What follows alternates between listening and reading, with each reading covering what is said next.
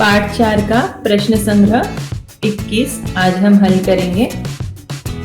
यहाँ पर प्रश्न दिया गया है, कोण ACD कोण ABC का बहिष्कोण है। ये कोण ACD है जो कोण ABC का बहिष्कोण है। बहिष्कोण अर्थात इसके बाहर है ये कोण, तो इसे कहते हैं बहिष्कोण। कोण A तथा B के माप समान है। कोण A और B के माप जो है वो समान है। यदि माप कोण ACD बराबर 140 अंश, यानी कि इस बहिष्कोण का माप है 140 अंश, तो कोण A तथा B का माप ज्ञात करो। ये हमको करना है।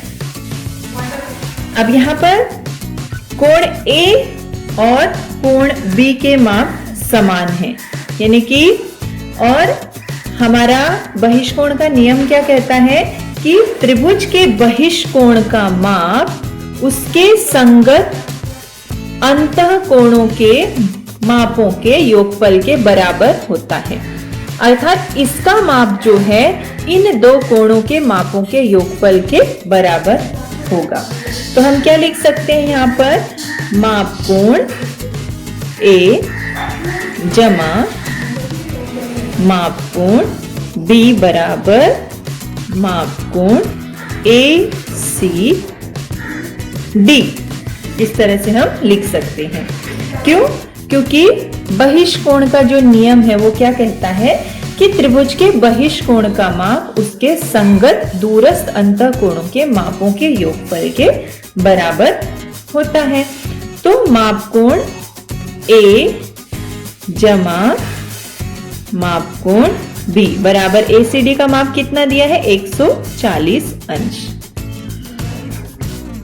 तो माप कोण A और B समान है, तो हम इसको इस तरह से भी लिख सकते हैं, दो माप कोण A बराबर 140 अंश। इसलिए माप कोण A बराबर कितना हो जाएगा, दो उस साइड जाएगा तो 140 बट्टे में 2 भाग हो जाएगा।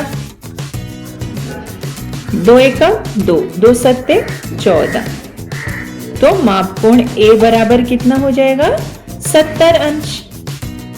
यहां बोला गया है A और B के माप समान है, तो यदि A 70 अंश है तो B भी कितना हो जाएगा, 70 अंश। इसलिए माप कोण B बराबर 70 अंश।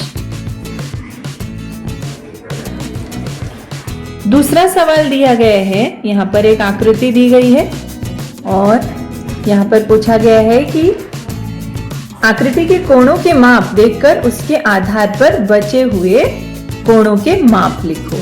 यहाँ AOB का माप 8y है, COD बराबर 6y है, FOE या EOF बराबर 4y है।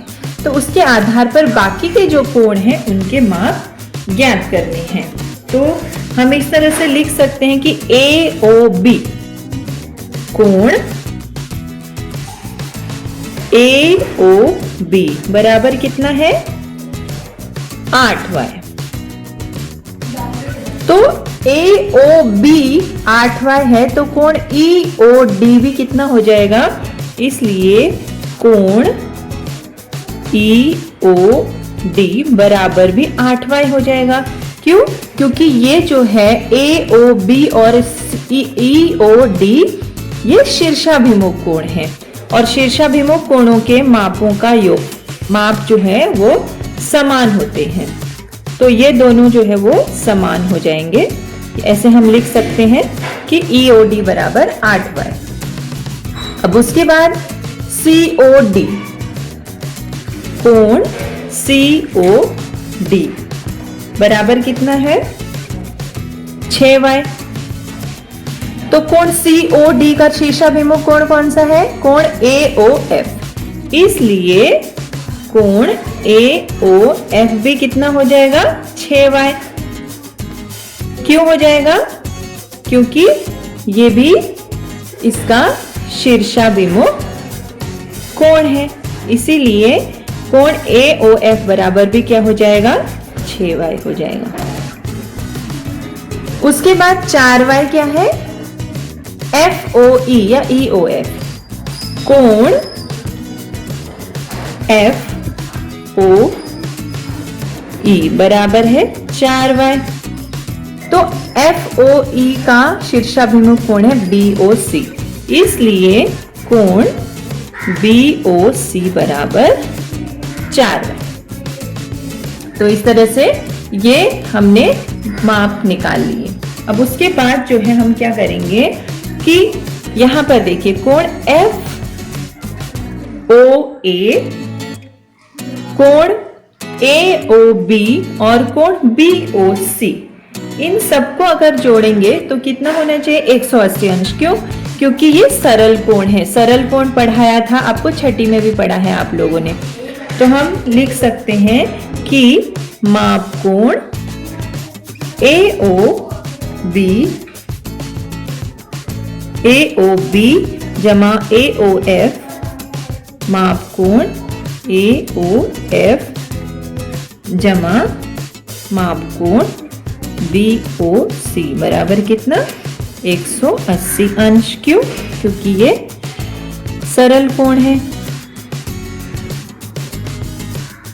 तो माप कोण AOB, AOF और BOC सबका माप जो है वो हमको लिखना है। तो AOF कितना है, AOB कितना है, AOB का माप है 8y, तो यहाँ पर 8y जमा AOF कितना है 6y जमा BOC कितना है 4y बराबर 180 अंश।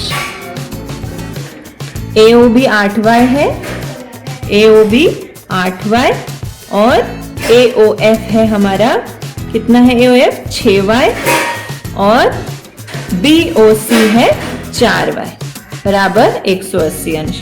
तो 8 और 6 14, 14 और 4 हो गए 18, 18y बराबर 180 अंश। तो y बराबर कितना, 180 बट्टे 18, तो 18 एकम 18, तो y बराबर कितना हो गया, 10। तो y बराबर 10 पता चल गया हमको, तो सब कोणों के माप हम निकाल सकते हैं। अब यहां पर देखिए AOB माप कोण AOB और माप कोण EOD बराबर कितना है, 8y है। तो 8y है तो y का मान 10 है, यानी कि 8 गुणा 10 बराबर कितना, 80 अंश। ये हो गया AOB और EOD का माप। और फिर उसके बाद माप कोण COD बराबर माप कोण AOF, दोनों समान है। कितने हैं, 6y बराबर 6 गुणा y का मान 10, 60 अंश। ये इन दोनों का माप हो गया। उसके बाद क्या करना है हमको, और कौन से कोण का माप पूछा गया है, 4y कौन से कोण का माप है, यहां देखिए BOC, FOE और BOC, माप कोण FOE प्लस माप कोण BOC बराबर 4y, 4 गुणा 10 बराबर 40 अंश। तो इस तरह से हमको सारे कोणों के माप पता चल गए।